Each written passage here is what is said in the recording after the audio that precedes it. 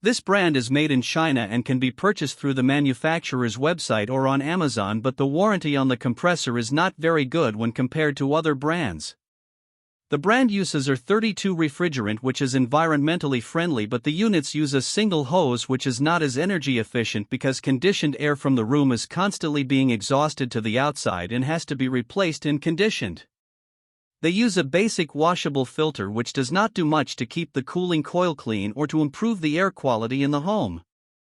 The units have an auto-clean function so that, when the compressor shuts off, the fan will continue to run in order to dry the condensate from the cooling coil to prevent the growth of mold.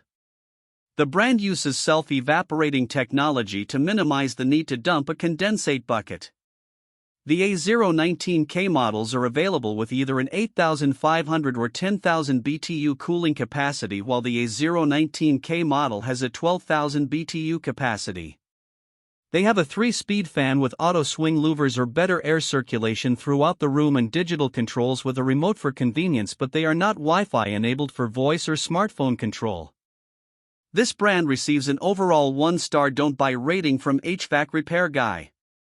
Please share your experiences with this brand in the comments section of the HvacRepairGuy YouTube channel.